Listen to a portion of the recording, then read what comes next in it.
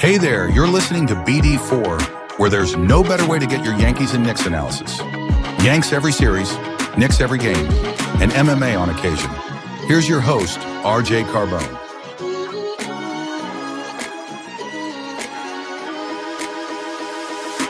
And a high drive into left center field. Stanley's going to watch another one fly. Are you kidding me? DiVincenzo a three. Bang! Bang! Knicks take a Take this time to apologize to absolutely nobody. At the wall. See ya! See ya! See ya! Mr. November. Anthony for three. Bang! That one goes down and the game is tied. Rose, you shook up the world again. I did it again. My God did it, man. I really just had Gonna have to. Brunson running away. Oh my! He has been the best player to put on that uniform. Ball game over. Yankees win. The Yankees win.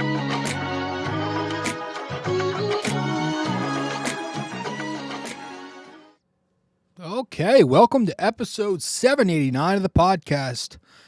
How's everybody doing? I'm your host, RJ Carbone. Talking some Yankees tonight on this Saturday night. And what's the date today? Saturday, January 25th. Don't know why I said January like that. And we're talking New York Yankees.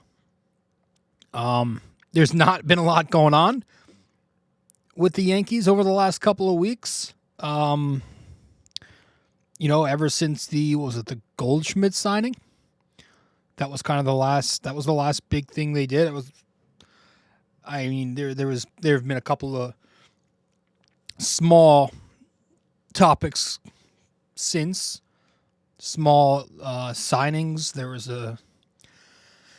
they drafted some, or I don't know if they didn't draft. They signed some Dominican kid just recently. Another small kid. They like their small talent, huh? Really nothing else. So in this episode, what we're going to do, as I watch the rest of this Knicks game where they're blowing out the Sacramento Kings, which is why I'm in a good mood tonight, what we're going to do in this episode is talk a little bit about the middle of the bullpen. That's something it's something we haven't hit on much this offseason. Obviously a lot of the talk has been about Devin Williams, and you're adding him next to Luke Weaver. And so, we know the back end of the pen is going to be dominant. But in this episode, I want to take a deeper dive into the bullpen and talk about some of the guys who can maybe pitch, who will be pitching before those guys. Because, again, Devin Williams and Luke Weaver, we know they're going to be dominant. Those are guys with strikeout firepower, fastball velo, elite right-handed changeups, established resume, in Devin Williams, right? He's developed into probably the best relief pitcher in the game over the last 3 or 4 seasons. And then Luke Weaver, I'm expecting him to do the same now as the Knicks finish up their victory here. I would like for the most part, I'm pretty confident in that back end. Maybe I would like to see Luke Weaver this year go to the cutter a little bit more, just to have a pitch that goes in a different direction. And then with Devin Williams, maybe, I don't know, he's pretty elite. You're just hoping he stays healthy, right? I know he had some injuries last year, which held him out for most of the season, but man, you're going into 2025 now with no more Clay Holmes, and Clay Holmes, as solid as the numbers look, he lost the Yankees a lot of games last year, especially. And now he's not going to be there. He's going to be in the starting rotation for the amazing Mets, which makes it much better, along with Frankie Montes But listen, if the Yankees use their rotation correctly and they let guys that they're paying, Cole, Fried, Rodon, go deep into games, and they don't overly depend on the third time through metrics, there are going to be a lot of games where you can put a W next to the Yankees' name by the time the seventh inning rolls around. By the time the eighth inning rolls around. That's how much upside I think this Yankee pen has. So Devin Williams is in the mix now, which maybe pushes Luke Weaver back to his natural role. Jonathan Loaizaga was retained a few weeks ago, maybe a month ago. You still, and I think they'll eventually figure this out, you still need a lefty in there. In episode 786, we talked mostly about Tim Hill or Andrew Chafin being a potential addition. Is it somebody else, as a lefty to get into that bullpen? But the bottom line is, as good as the back of the pen is, the Yankees are still going to need a couple of arms to step up and bridge the gap between when the starting pitcher is pulled to when it's time for Weaver and Williams to do their thing. Right? Those 1 to 2 innings in the middle of the game there, you're going to need some guys to save you, to spare you, and to get you there. And there are a lot of guys who are going to be battling for a roster spot this spring training. There are also some other guys who I'd expect to be stapled into the middle of the bullpen. And one of the guys who is my pick to really break out and become one of the better relievers in baseball this year is a guy by the name of Jake Cousins. We've talked about him a few times this offseason already, but I like him a lot. Jake Cousins is from UPenn. He was originally selected by the Nationals in the 20th round of the 2017 draft. He played independent ball in 2019. And then he signed with the Brewers and played a couple of seasons there before he had a UCL tear take him out in 2022. But he had a good, small sample career in Milwaukee. And then he was traded to the Yankees in 2024 for cash considerations. And the Yankees now have him for, I believe, 4 more years off the cheap. So if he develops into an elite arm, that's a steal. It's another Cashman Blake W. But yeah, he had a great season. Jay Cousins did with the Yankees last year when he was healthy.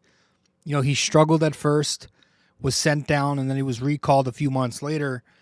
And overall, he posted a 2.37 ERA across 38 innings. Towards the end of the year, he suffered that pectoral injury, but he returned in October. And, the postseason for Jay Cousins was up and down. He wasn't great, but it was his first real playoff sample. And, you can make, what was even fully healthy by then. Did they rush him back? I think this guy's legitimate. I think his stuff is elite. We've mentioned that 2-seam slider sequence that he's going to have going for him. He tunnels those pitches extremely well.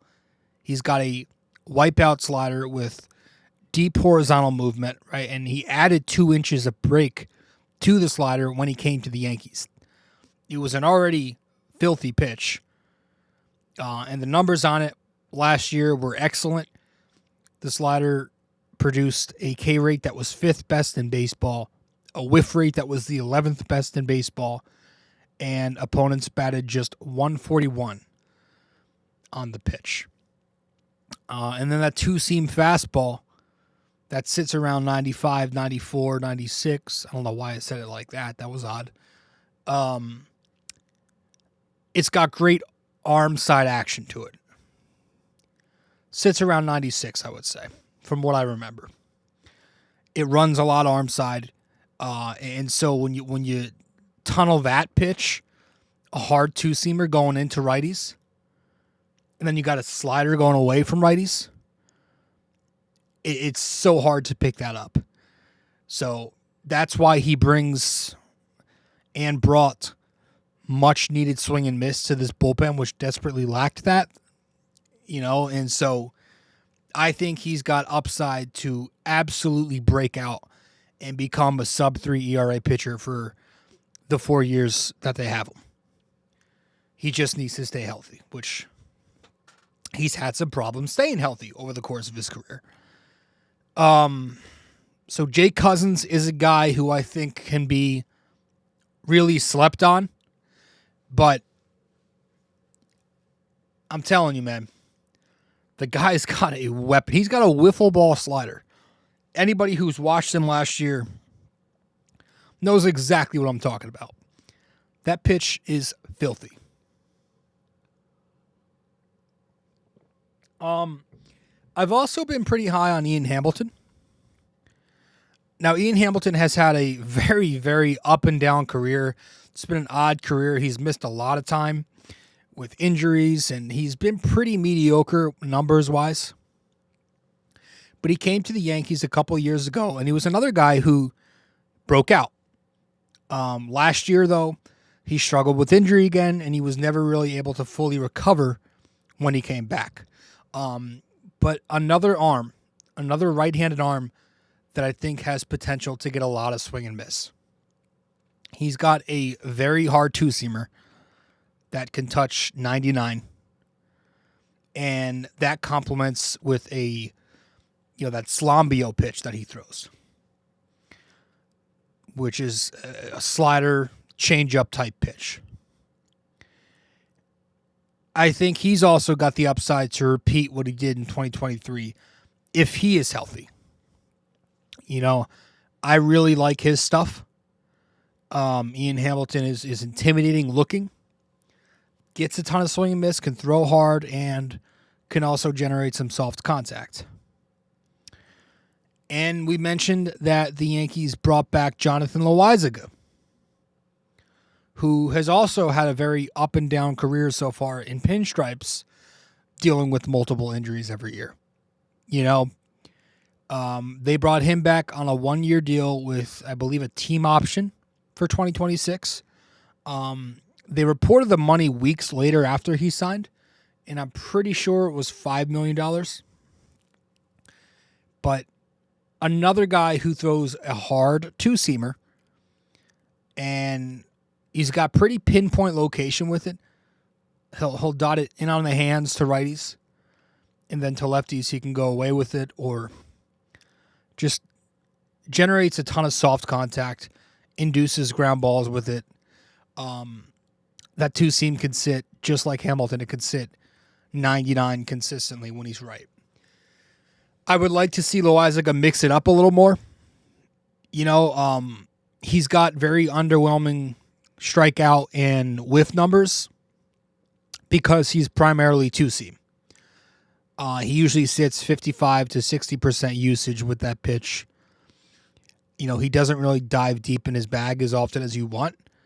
And the two-seam, because he uses it so often, has had some up and down results throughout his career.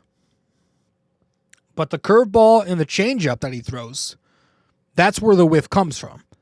The curveball has improved over the years. It's a very good pitch. It's got good break. He does a good job going away from righties with it.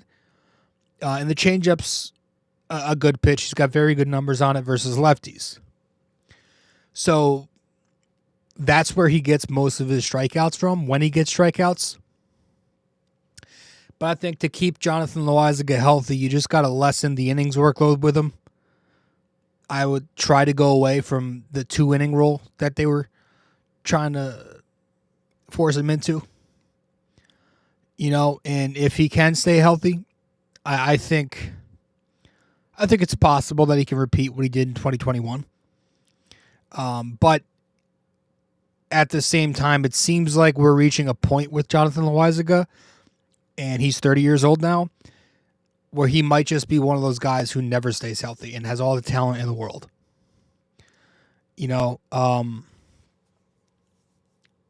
if I can recall, I'm pretty sure he's not even going to be ready by opening day. I think he might need a month. So I think he's expected to be back by May. So I don't know. But it's an arm that another, if healthy arm, can be really good. And then we get to some of the lesser names. Which it would be wonderful to get some average seasons from some of these guys. And I don't want to say this name's a lesser name because it's a big household name in baseball, but Mark Leiter Jr. is a guy who has, listen, he was their big trade deadline acquisition last season. Obviously, he flopped as far as the regular season went. In 21 games, the Yankees went 10-11 in games he appeared in. And the numbers from Leiter, 4.98 ERA across 21 and 2/3 innings, 14 runs, 12 of them earned. He allowed 4 inherited runners to score of the 7 that were on base when he entered the game. So he very much struggled in the regular season. Had a good postseason, though. He had a couple of games there at the end of the LCS, and then he pitched for the majority of the World Series. I think he was in games 2 to 5. And overall in the postseason, 5 1/3 innings, 1 run, and he stranded all 9 of the inherited runners. So he did pitch when it mattered. He pitched well when it mattered most. But, for the majority of his career, he's been pretty mediocre. This is a 34-year-old journeyman. Come March, he'll be 34. He's been in baseball, been in Major League Baseball since 2017. He's pitched in 5 seasons. He's got a 4.56 ERA, over 304 innings, 211 games. He was acquired by the Yankees because not of his resume, but because he's got swing and miss stuff. 10.1 strikeouts per 9 over the course of his career. 13.3 last year, 13.7 with the Yankees. Last season, his chase rate was in the 96th percentile. His whiff rate was in the 99th percentile. And his K rate sat in the 96th percentile. His expected ERA sat in the 73rd percentile, and his expected batting average, 71st percentile. He also sat in the 71st percentile for ground ball rate, was pretty average, 50th percentile in terms of exit velo, and got good extension at 71st percentile. Breaking ball value, 61st percentile, and his off-speed value, 95th percentile. And that's because the majority of those swing and misses come off of that split fastball. That splitter has been very good over the course of his entire career. And last year, the numbers on the splitter were fantastic. An .099 batting average, a 149 slugging percentage, and a 57% whiff rate. He threw it 36% of the time. That was the most used pitch. And he was heavy with that pitch, as you'd expect going to lefties with it. 63% of the time to lefties because as a right-handed pitcher, that splitter drops low and away. But it's a good pitch. It's got late vertical break. It's got a lot of depth to it. And it's got good deception. It kind of looks like a fastball coming out before it falls off a table. So I think the reason he struggles so much with consistency, Mark Leiter Jr., is because he's got a very shallow pitch mix. He's kind of abandoned the 4-seam fastball because it was an atrocious pitch for him. Low velocity and just poor location with it. And every other pitch that he uses is either inconsistent or poor, results-wise. The sinker is his second most used pitch, or it was last year. 30% of the time he threw it. It got some awful numbers. 394 batting average, and it yielded a 620 slug. He hangs that pitch a whole lot, and Yankees fans are familiar with that, seeing him hang that splitter or that sinker. Can Matt Blake work with him and fix that pitch with the full off season and camp coming up? We'll see. Yeah, like it's been the same problem his entire career. The splitter is great, but the fastballs are poor. His fastball run value is consistently below average year to year. Last year, it's at 11th percentile. He also throws a curveball, a cutter, and a sweeper. So does Blake get him to tap into the cutter more? Because he needs a decent fastball. The cutter got good results for him in 2023, which was his best season. Maybe the curveball makes a return because the curveball also got decent results for him in 2023. So maybe he goes with the splitter, cutter, curve combination, being those are his 3 best pitches when he's right. If he can be decent for you, that would be huge for the middle of the bullpen. In 2023, when he had his best year, he had a 3.5 ERA over 60 innings. That's fine. I'll take that. And Steamer on Fangraphs is projecting this year Mark Leiter Jr. goes out there and pitches to a 3.57 across 56 innings. That would be a win, man. Just be average, So that's I'm not expecting much from Mark Leiter Jr., but there is an upside. He's done it before once where he's had a good full season. But first, the Yankees have to bring him back if they're planning to.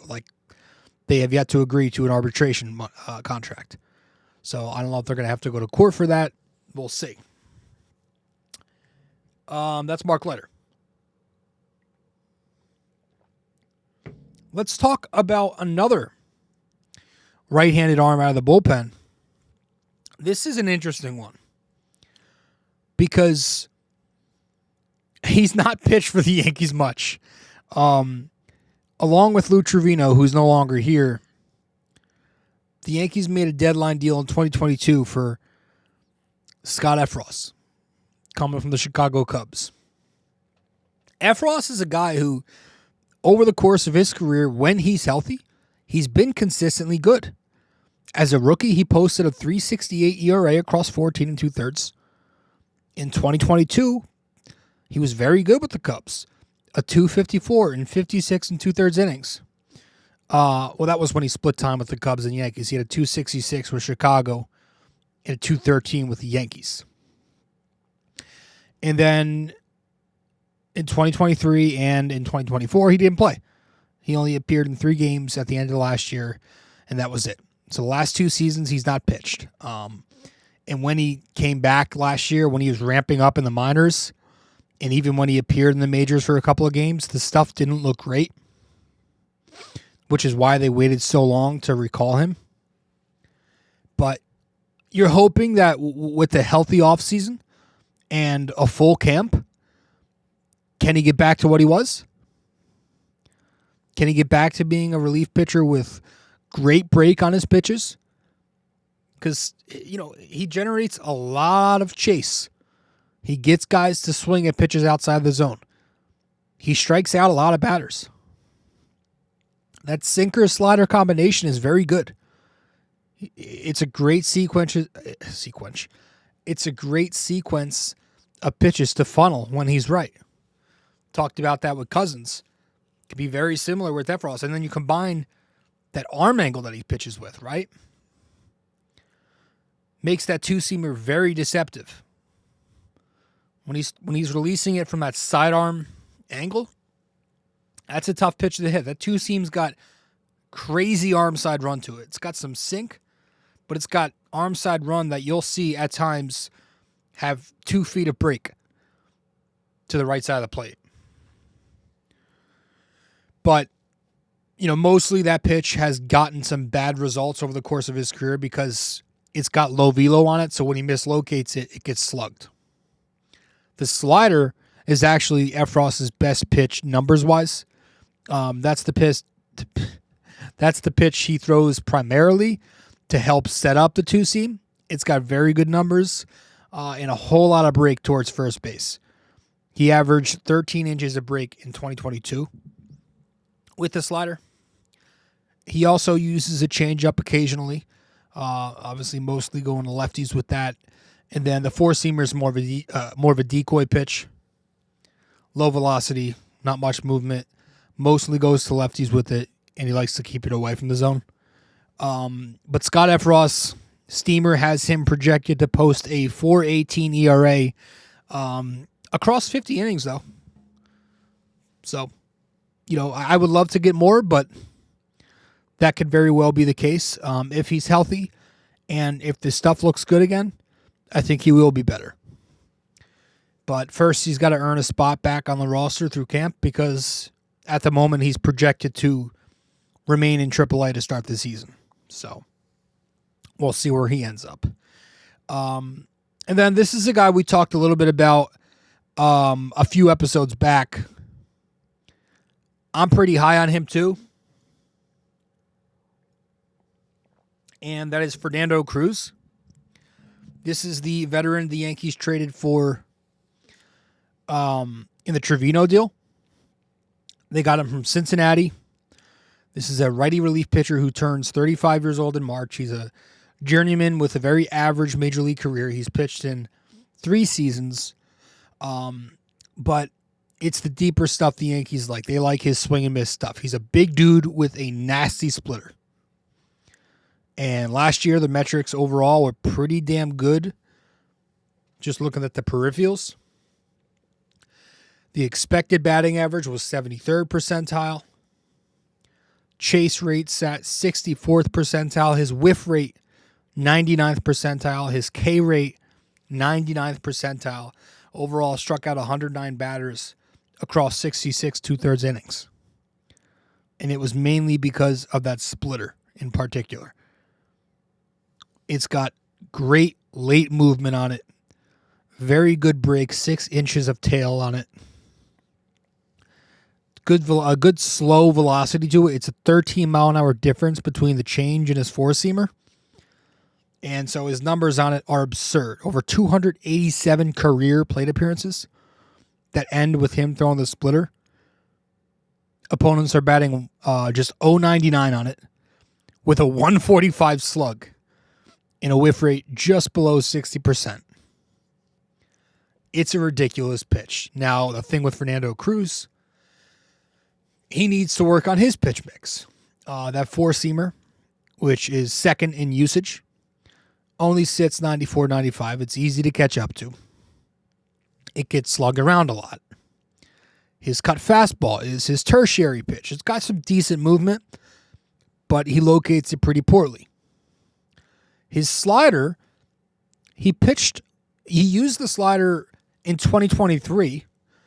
It got some good results, but it was in a very small sample, and then he abandoned it last year. So with him, you want to see him add something else. Can Blake get him to add in the curveball? That would be a good pitch that has break in the opposite direction of that splitter. Or can he improve the cut fastball? Get something hard going the other way. Can he revive the slider and up the usage on that? Obviously Fernando Cruz has some other issues like his command problems, his walk issues. He does put some runners on. He's much better in that middle relief role. He likes the 6th inning. He likes pitching to the bottom of the order, so maybe that's his lane. But again, we talked more about Fernando Cruz a couple of episodes ago, if you want to go check that out. And then the last Yankee reliever who I think could make an impact if he makes the team. And I don't know if they're going to use him as a starting pitcher at some point, depending on how many injuries the Yankees have this year, but I'm putting him on this list as a guy who could potentially work his way into a middle relief role just because of how much depth they have in their starting rotation right now. Will Warren. Will Warren is a 25-year-old kid, right-handed pitcher from southeastern Louisiana. Top 5 prospect in their system, I believe. He was the number 1 pitching prospect. And I think at some point he was top 100 on the pipeline. I don't know if he is anymore. I know they just came out with their new list. But obviously everybody knows Will Warren. He struggled mightily.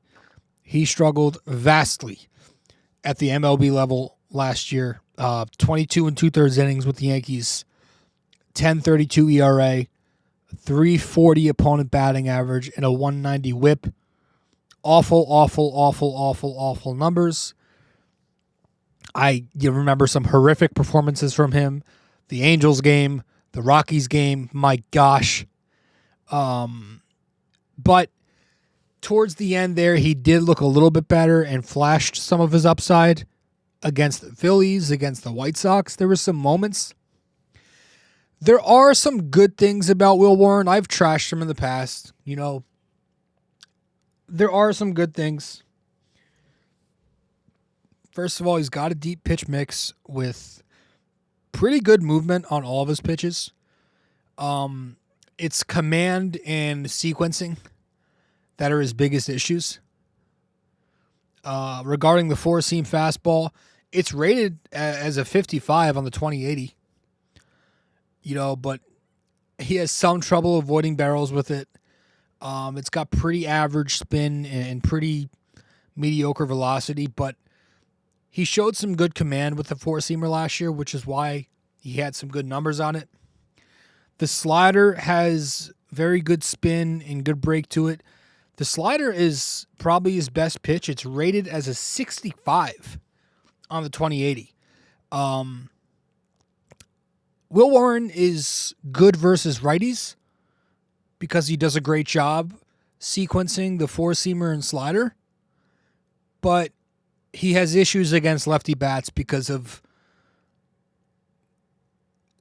does a very poor job sequencing his 2-seamer and change. Lefties slugged 1,000 versus the changeup last year and 545 versus the 2-seamer. And those are key pitches because they're also plus pitches for him. You look into the metrics, they've got good spin and good break. But they got bad numbers results-wise because he wasn't sequencing them right and he was locating them very poorly. He needs a little bit better feel of his changeup. It gets too fat at times, and he locates it out of the zone a little bit too much, or he'll hang it up out of the zone, and it'll get clobbered. And he needs to locate that 2-seamer a little bit better. Too often he missed high with that 2-seamer, and you don't want to misplace a sinker high. That's the exact opposite of what you're trying to do with the sinker. And so if he could just diversify those pitches a little more against lefties, go to the 4-seamer a little more often to set up the 2-seam and set up the changeup and put away counts. You know, being a little predictable, mislocating, got him hit hard last year. You know, his average exit velocity was 93 miles an hour. Okay? The league average is 88. So he's got to mix it up more, work on his location, and I think he'll have a lot more success that way. I'm going to give him another chance because why wouldn't you? Young kid, small sample, top prospect. Let's see what they have in him. Schmidt struggled early in his career. Mike King struggled early in his career, who is, a lot of people are comparing stuff-wise Will Warren to Mike King. Similar mechanics, release points, similar pitch mix, similar spin, similar velocity and movement on the fastball. King's obviously got much greater command, and that's going to be the swing factor for Will Warren going forward. You know, so can he break camp? We'll see. There are a lot of guys right now competing for a roster spot. Effross, Cruz, Leiter, Peraza. You know, you go to position players, Vivas. A lot of guys. JT Brubaker, relief pitcher, could be in the mix. And maybe in a future episode soon, we'll talk about some of those guys. I don't know a lot about JT Brubaker. I just know he's an older player with some experience on 2 other clubs. I forget who. Maybe we'll talk more about some of the other prospects like Gomez in a future episode, who had a cup of tea with the Yankees last year, a brief stint for maybe a game. He's one of their better pitching prospects. Clayton Beater, right? That's a solid prospect from the Joey Gallo deal. Good breaking ball. He saw some time last year with the Yankees, not much. Was up with the squad early. Came back later in the season when Jake Cousins went down. So this is a part 1 to some more episodes to come. But that's those are your middle arms. So you're gonna need some of those guys to give you some production this year. Who's it gonna be within them? Who do you guys think it'll be? Outside of Weaver and Williams, who are you most excited about leading up to there? Who do you think is going to break out? Who do you think won't make the team? Let me know in the comments. Let me know on social media, wherever you reach out to me. But that's all I got. I think we'll wrap this one up here. A little bit of a middle relief assessment in this episode. Episode 789 of the podcast. I appreciate you all tuning in as always. I'm going to go probably prep notes for this Knicks episode that I'm going to be releasing in episode 790. We'll talk Knicks Kings. Big win for the Knickerbockers tonight. And then, I'll go drop this episode and I'll go to bed. Appreciate you all. I'll see you soon. Thank you. Well, if you made it this far, that means you listened to or watched the entire episode. Thank you. Just remember to follow, subscribe, download, rate and review, and all that fun stuff to help out the podcast. And I will see you in the next episode of BD4.